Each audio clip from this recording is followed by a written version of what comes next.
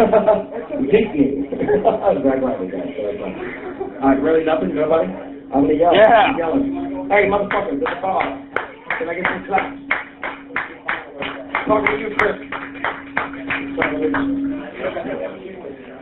Alright, so listen, guys, we got a young man who's been sitting here for over an hour. Yes, I have. His name is Max is going to come up and do some comedy for us. I hope he makes fun of all of you. Pay attention. I don't know. Suck it. It's not fun. I don't really care. It's all right. It could be worse. I could be playing right now. I mean, aren't you going to be playing that? 3 minutes on. Look at his feathers, guys. Oh, no. Okay, moving on. Here's Max. That's awesome.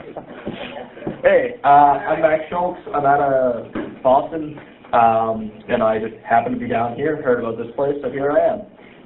And I'm going to do some comedy, and if you're interested, I actually do have some CDs available, and business cards next to you.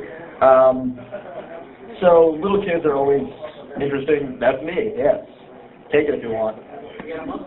I did, I used to. I shaved it, like, right after that photo was taken, actually.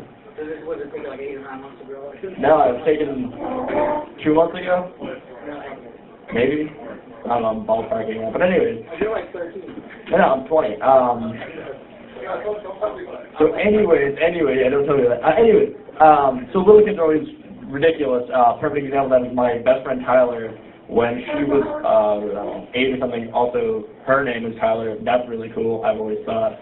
Anyways, when she was a little kid, she had the Lucky Ducks computer game, which I didn't know existed until much later.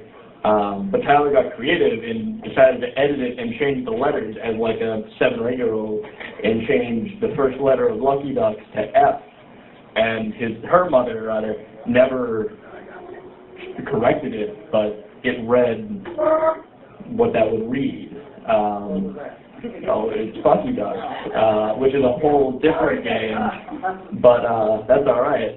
But my sister is 12 years old right now, and a couple of years ago she was at a friend's house and they showed World War II film, so naturally from then on she was terrified of the Nazis coming and abducting her, not understanding that has long since been over. Which I suppose if you're a little kid who has never really gone through a legitimate history course, that's a rational fear. However, Zoe is afraid of literally everything in the world. The same fear applied to sharks showing up at the house and abducting her and taking her back to the ocean. And I don't know what would happen next, but she would wake up at night either afraid of Nazis or of sharks equally, which I always loved. Thank you. Nazi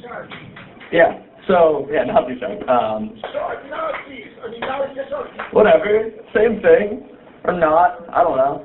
A good friend of mine, Shane's parents are both deaf, which normally I wouldn't mention, except I'm going to talk about deaf people. What?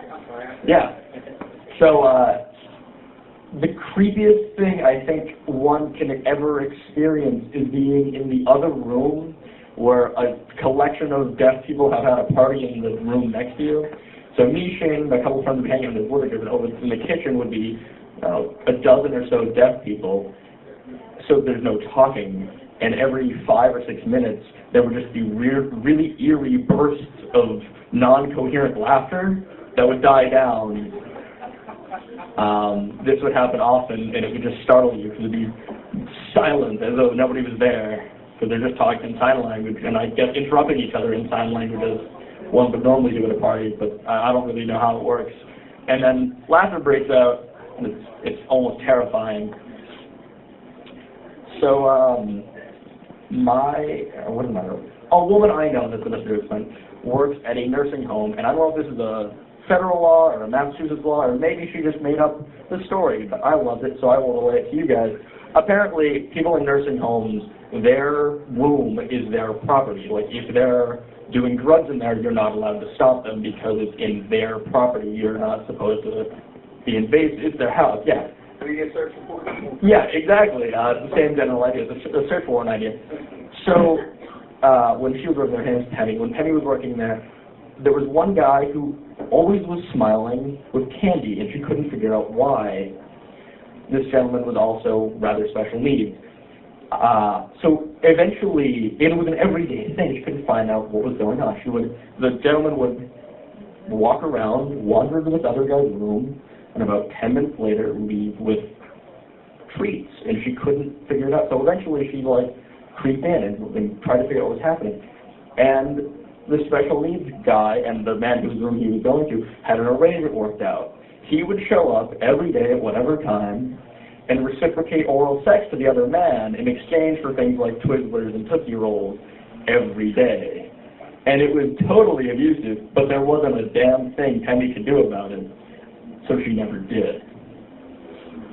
On the subject of that, when I was 16, 4 of my male friends decided to have a New Year's Eve party, and 3 of those friends set the 4th friend down and said, "You can't come because we're going to have an orgy." Then they did.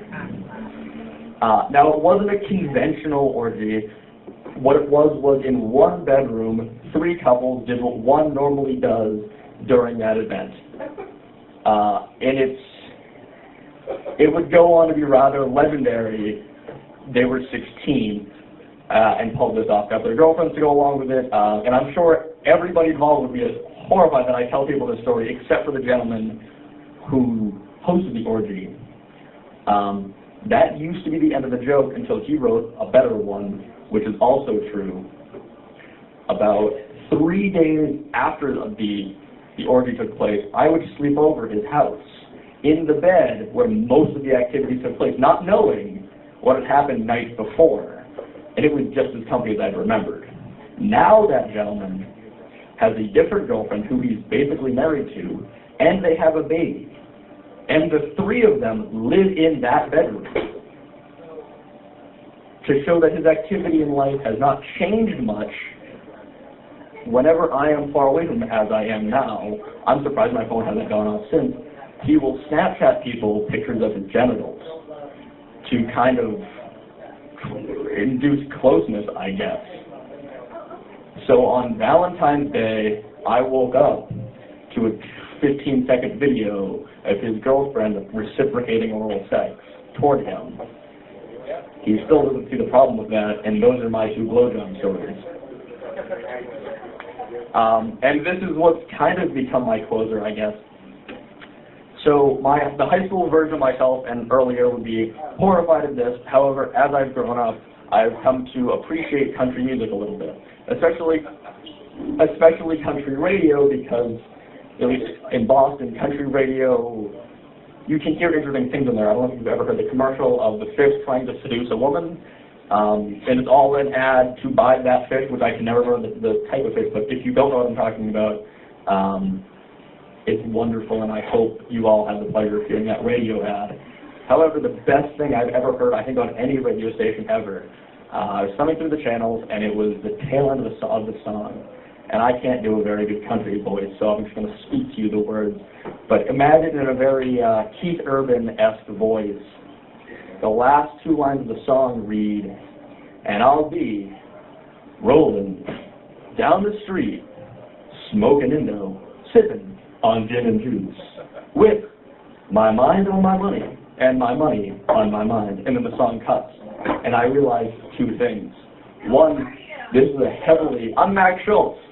This is a heavily country version of Snoop Dogg's Gin and Juice. And the second thing I realized was that Snoop Dogg's Gin and Juice is a very passable country song. That's it for me tonight, everybody.